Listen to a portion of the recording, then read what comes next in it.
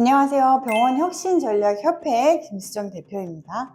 자, 환자영혼 전문가 네 번째 시간입니다. 네 번째로는 서비스의 갯 모형을 조금 공부하려고 하는데요.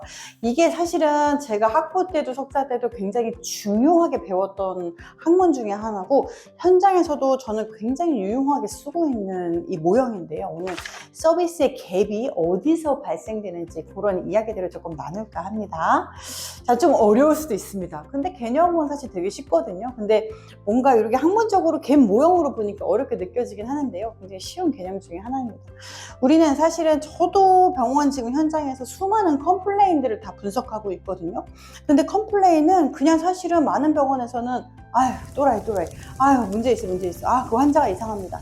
가장 쉬운 것 중에 하나입니다. 그 환자가 이상한 취급하게 되면 나는 너무 행복하고 편하거든요.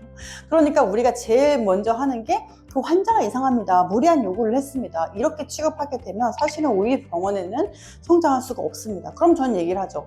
그럼에도 불구하고 그 사람이 이상한 거 말고 우리가 어떻게 했으면 이 일이 발생되지 않았을까의 기준으로 보거든요. 그러면 우리가 서비스에 대한 이 갭에서 어느 갭에서 문제가 발생했기 때문에 벌어진 건지를 조금 분석하게 되면 그래도 우리가 더 성장하는 걸로 갈 수 있습니다.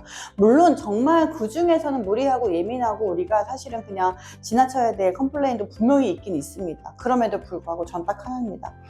어떻게 했으면 이게 안 벌어졌을까? 그 질문에서 한번 비롯해 보세요. 그러면 많은 것들이 솔루션이 조금 나올 겁니다.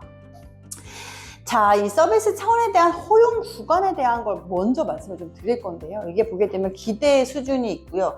중요한 속성이 있고 덜 중요한 속성이 있습니다. 이게 보게 되면 우리가 이 서비스에 있어서도 병원에서도 마찬가지지만 중심 속성이 있고 주변 속성이 있습니다.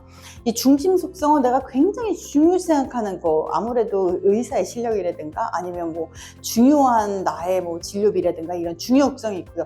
주변 속성으로는 우리가 하고 있는 사실은 너무 직접적이진 않지만 수많은 서비스를 하고 있는 거, 대기 시간이라든가 아니면 어떤 차별화 서비스를 제공한다거나 이런 뭐 시설이라든가 이런 게 다 주변 속성이거든요. 그 속성별로도 사실은 우리가 병원 선택에 굉장히 크게 영향을 미치고 있는데, 지금 보게 되면 매우 중요한 속성하고 덜 중요한 속성하고의 지금 갭이 좀 다르다는 거예요. 보게 되면 이 중요한 속성이 있을 때는 희망 서비스하고 적정 서비스의 허용 구간이 있고요. 덜 중요한 속성이 있을 때는 적정 서비스하고 희망 서비스의 허용 구간이 있는데, 허용 구간의 크기가 어떻게 보이세요? 덜 중요할 때는 허용 구간이 굉장히 넓잖아요. 근데 굉장히 중요한 속성이 있을 때는 허용 구간이 작다는 거예요. 어떤 서비스에 불만이 발생됐다 그러면 이게 나한테 그렇게 중요한 게 아니라면 아, 괜찮아요 하고 넘어간다는 거죠.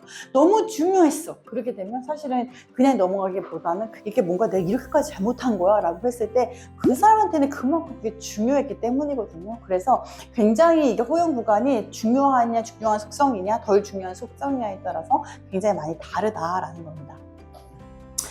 자, 이게 이제 오늘 배울 이게 그건데요. 서비스 갭 모형이에요. 우리가 만약에 의료 서비스에 대한 공부를 하시는 분은 이 갭 모형을 안 보실 수가 없습니다. 한 번쯤은 다 보는 건데요.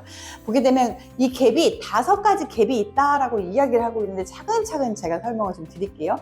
갭의 이제 첫 번째 갭이라고 하는 건 지금 보게 되면 고객의 기대와 경영자의 인식하는 고객의 요구와의 차이가 있다라는 겁니다. 그렇게 되면 내가 환자와 병원장에 인식하는 이제 요구가 이제 갭이 있다라고 보는 거거든요.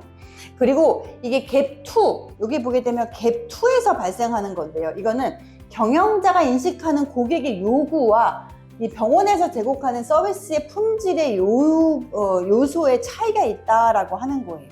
그 다음에 세 번째 요 갭 모형에 있어서는 보게 되면 병원의 서비스의 품질 요소와 실제 제공하는 서비스의 차이가 이제 존재했을 때 우리가 갭 세 번째 모형이라고 하고요.